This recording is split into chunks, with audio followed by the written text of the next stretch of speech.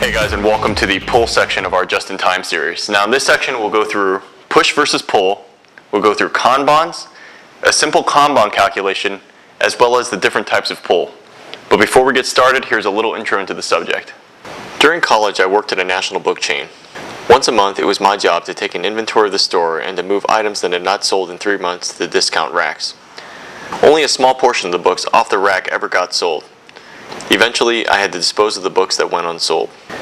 It still bothers me to this day when I think back at all those brand new books that ended up in a landfill. How many man hours did it take to write, edit, print, and distribute those books?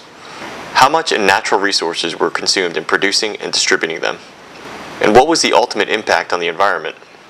I knew that there had to be a better way, and being an engineering student at the time, I felt it was my responsibility to complain until someone came up with a better solution. Luckily, someone did. In 1999, a man by the name of James Epstein outlined a vision of producing books on demand. Epstein was unaware that a prototype device already existed in the workshop of an inventor by the name of Jeff Marsh. In 2003, Epstein and his business partner, Dane Neller, founded On Demand Books. They applied digital technology to Marsh's device to develop the first working beta machine that would print, trim, bind, and complete a book. They later named this device the Espresso Book Machine, or EBM. Today, the EBM allows customers to print complete books in under 4 minutes. This eliminates all the waste associated with unsold books and allows customers to pull books on demand. So let's start with the definition of just-in-time. A system is said to be just-in-time when you as a customer can get what you need, when you need it, in the exact amount you need it in. Notice I said you as the customer. It's defined from the customer's perspective. Don't get me wrong.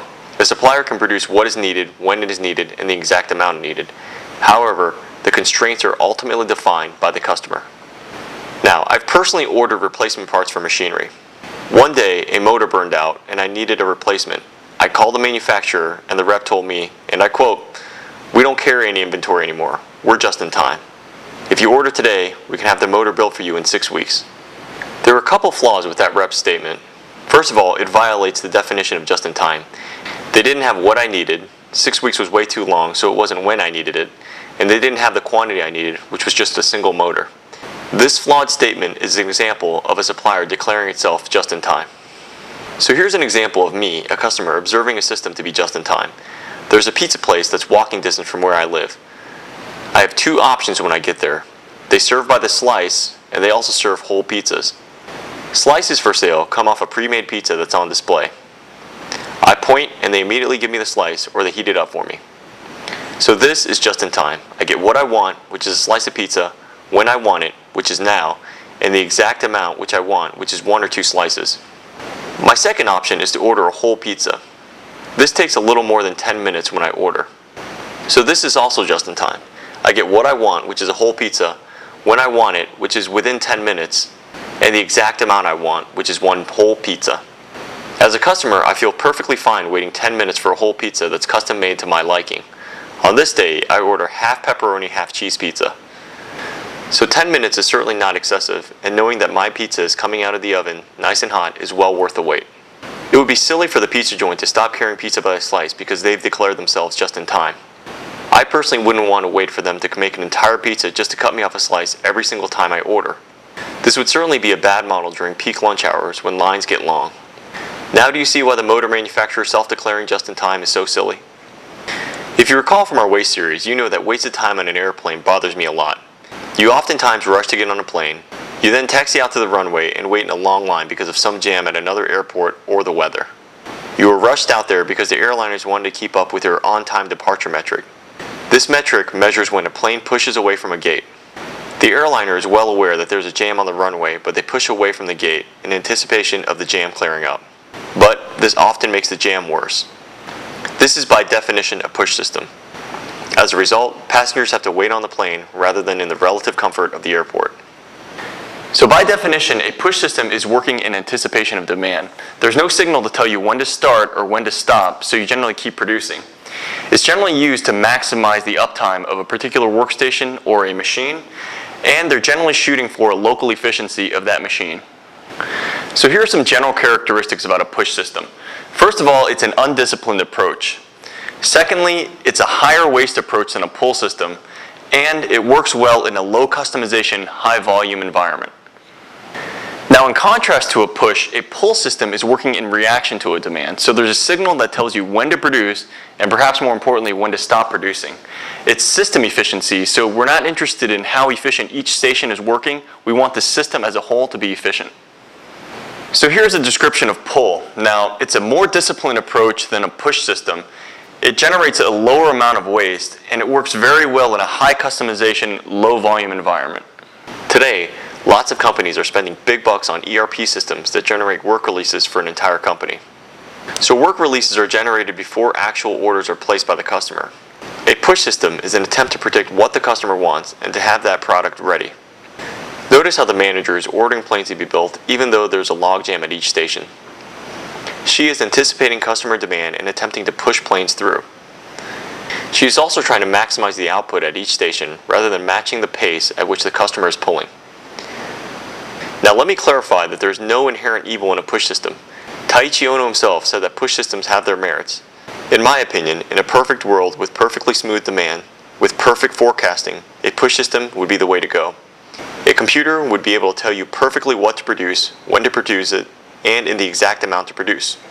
But we don't live in a perfect world. So a pull system is much more practical. Here's an example.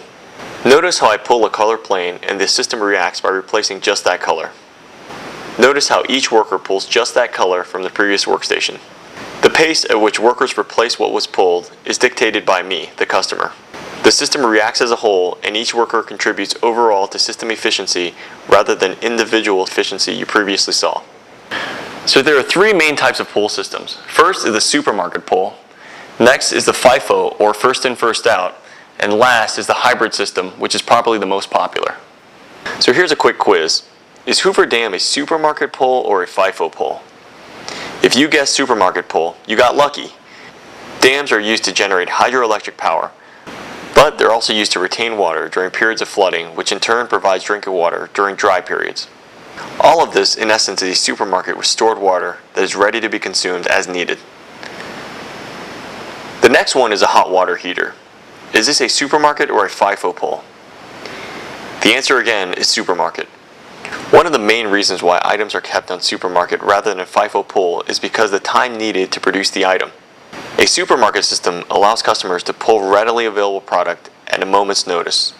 In the case of hot water, most of us are not willing to wait 20 minutes it takes to heat up the water before taking a bath. So the hot water heater has a ready supply of hot water available at a moment's notice. The last example is an air conditioner. This, of course, is a FIFO pull. No cold air is stored inside the AC unit. You turn it on and the signal goes back to the beginning of the system, and through compression, cooling, and release, you receive cool air almost instantaneously. So this is what a supermarket pull system looks like. The customer pulls the item that's sitting there on the shelf, that's say a green square.